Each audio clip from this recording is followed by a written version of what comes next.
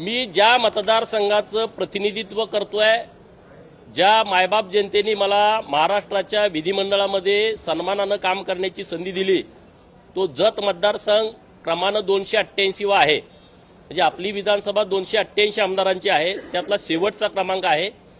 दुर्दैवानं प्रस्थापित राज्यकर्त्यांनी गेली अनेक वर्ष जतवरती सातत्यानं अन्याय केला. निसर्ग तर कायमचा कोपलेला आहे, निसर्गाने कायमचा अन्याय केला. परंतु ज्यांच्या हातामध्ये सत्ता होती, अनेक वर्षाची सत्ता होती, त्यांनी सुद्धा जतकडे दुर्लक्ष केलं, जाणीवपूर्वक अन्याय केला. जतच्या लोकांनी फक्त प्रस्थापितांच्या कारखान्यावरती ऊस तोडला पाहिजे अशा भूमिकेतून त्यांनी जतकडे लक्ष दिलं नाही.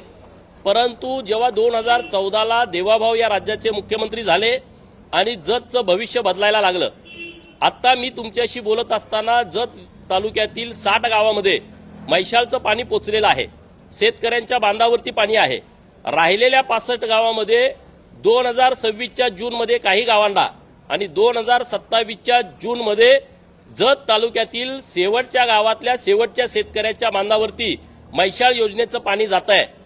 जत तालुक्याला दुष्काळी तालुका म्हणून बघितलं जातं, जत तालुक्याला मागासला तालुका म्हणून हिणवलं जातं.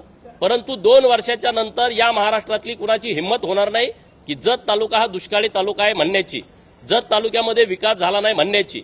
आणि म्हणून मी गेले वर्षभर जेव्हा आमदार झालो तेव्हा या मतदारसंघामध्ये फिरतोय, गावागावामध्ये जातोय.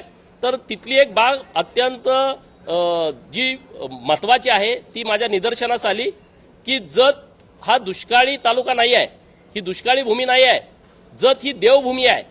कारण महाराष्ट्रामध्ये आणि देशामध्ये एका तालुक्यामध्ये एवढ्या मोठ्या प्रमाणामध्ये मंदिरं जतपेक्षा दुसऱ्या कुठल्या तालुक्यात असू शकत नाही असा माझा ठाम विश्वास आहे.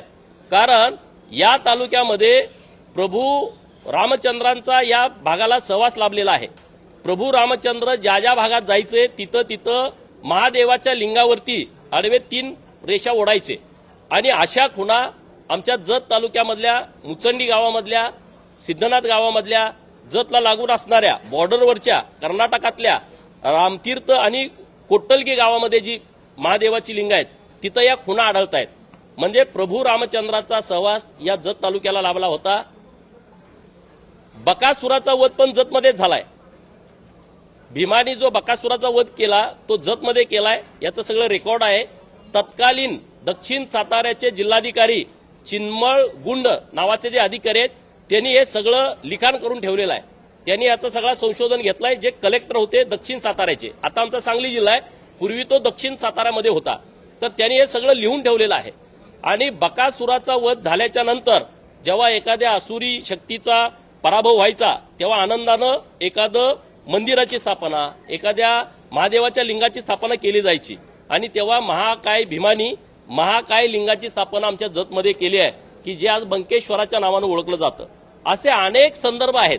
आता मी तुमचा जास्तीचा वेळ घेत नाही. देवभूमी घोषित करावी अशी भूमिका मी का घेतली? राज्याचे लोकप्रिय लाडके मुख्यमंत्री देवाभाऊंच्या हस्ते काल आम्ही एक कॉपी टेबल बुक प्रकाशित केलेला आहे. यामध्ये सर्व मंदिरं, त्यांच्या काय प्रथा आहेत, त्यांच्या काय परंपरा आहेत, पूजा पद्धती काय आहेत, ह्याची सर्व माहिती या कॉपी टेबल बुकमध्ये दिलेली आहे. जवळपास 30च्या वर अशी मंदिरं आहेत जिथं 1 लाखांपासून 10 लाख लोक दरवर्षी दर्शनासाठी येतात. तीर्थक्षेत्र ब मध्ये तुमचे जे सगळे निकष आहेत हे सगळे 36 ठिकाणं म्हणजे 6-7 असे आमचे मठ आहेत. 3 मंदिरांचा नजर चुकीनं उल्लेख आमचा राहिलाय. त्या गावकऱ्यांची मी माफी मागतो. बेळोणगीचं मलकार सिद्ध, मोठेवाडीचं मरगुबाईचं मंदिर आणि पांढरेवाडीचं मरगुबाईचं मंदिर, ह्या 3 मंदिराचा समावेश यात होणं बाकी आहे. परंतु मी सर्व तालुक्याचा अभ्यास केला. तुम्ही तुमच्या तालुक्यात जरी नजर टाकली 1, 2, 3, 4 पर्यंत अशी मंदिरं आहेत की जी कुणाची तर कुलदैवत आहे, कुणाची तर कुलदेवी आहे आणि लाखो लोक तिथं दरवर्षी येतात. माझ्या विधानसभा मतदारसंघामध्ये महाराष्ट्र, कर्नाटक, तेलंगणा आणि गोवा या राज्यातले भाविक हे पूर्वीपासून येत आहेत. त्याला हजारो वर्षाची परंपरा आहे. आणि म्हणून मी राज्य सरकारकडे अशी भूमिका घेतली की राज्य सरकारनं जत या तालुक्याला देवभूमी जत अधिकृतपणे घोषित करावं अशी लक्षवेधी माझी सभागृहात चर्चेला आली. या चर्चेमध्ये अत्यंत सकारात्मक उत्तर राज्याचे ग्रामविकास खात्याचे मंत्री माननीय जयकुमार गोरेभाऊ यांनी दिलेले आहे. आणि त्यांनी असं सांगितलं की असा प्रस्ताव पहिल्यांदाच सरकारच्या समोर येतोय. असं सरकारकडे कुठलं धोरण नाही, परंतु असं धोरण करण्याच्या दृष्टिकोनातून माननीय देवाभाऊंच्या नेतृत्वामध्ये आम्ही सकारात्मक आहोत आणि अशा पद्धतीचं आम्ही नक्की धोरण करू. तीर्थक्षेत्र ब मध्ये राज्य सरकारनं 2 महिन्यापूर्वी 7 मंदिरांना तीर्थक्षेत्र ब चा दर्जा दिलाय.